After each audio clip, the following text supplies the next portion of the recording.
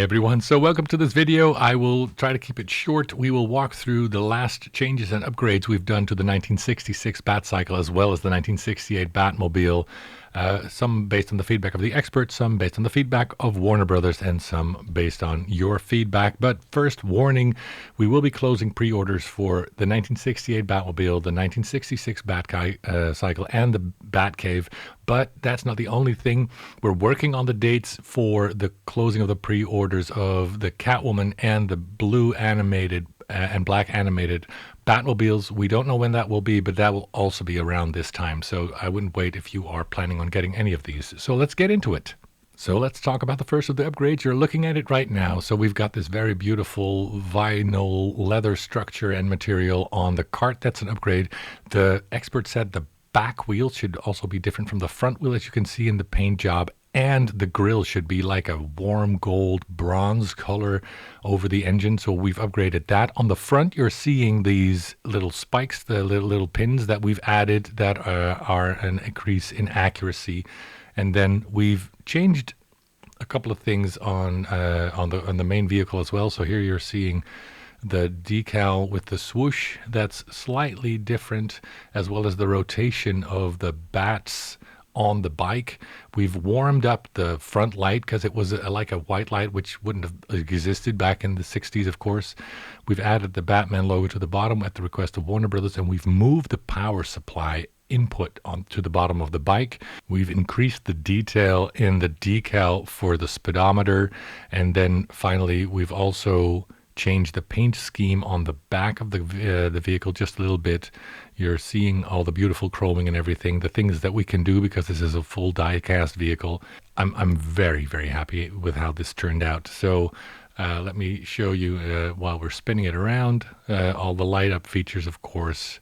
So this video was recorded before we changed the paint. So around the tubes, the back of that plate will be black, not silver. Down to the little wing nut, the new material on the cart, the new lights in front, the warm gold bronze-ish mesh over the engine, the front that now has all those little metal pins that hold the glass just like the original. So yeah, this is by far the most accurate one that's ever been made. So on to the 1966. This is the prototype, and the most important change is we've made 4 paint samples that we will change from the prototype. So the one on the left is like the original paint that you see in the prototype pictures, and then this one is 20% more gloss. So that's the one we will be choosing.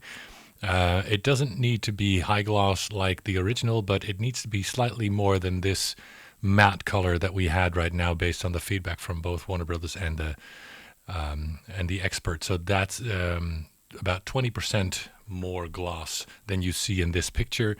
And then of course the big changes to discuss are the color of the red. That's more of the cerise color. You can also see this is the regular Raider rims instead of the deep dish ones that were on the Season 1 car. The Bat logo is now a surface mount logo with pins.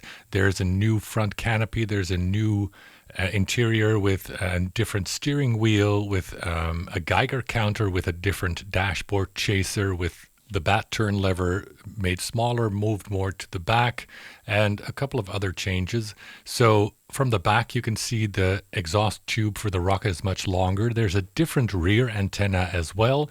And a very important thing, the arch on top goes over the back glass, and there's a slightly different siren.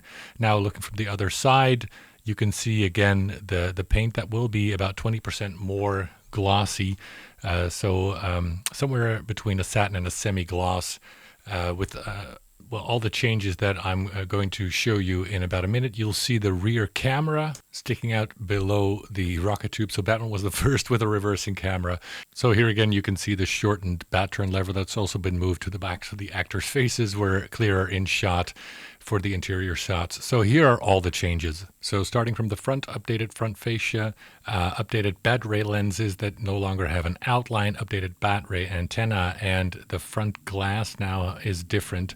Then, of course, like I said, the shallow radar rims and the Laredo narrow oval tires, and the Bat safety belts added, the Bat ram lever removed. There's a rear-facing camera, updated rear antenna, elongated afterburner, a Bat turbine insert, the solid mounted door bats, the Edsel steering wheel, the new button for the police band, the new Bat pencil, the new Geiger counter, the redesigned top arch on top of the rear window, and a load of other things.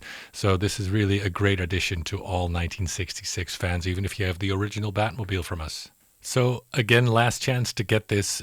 Pre-orders close on August 18th, and this looks to be like 500 units worldwide for the 1968, and then for the 1966 Batcycle, that's going to close at 800 units worldwide with a hand-signed and numbered plate by Burt Ward. That's closing in October, and then the BVS Batcave somewhere in between. So thanks for watching, and until the next video.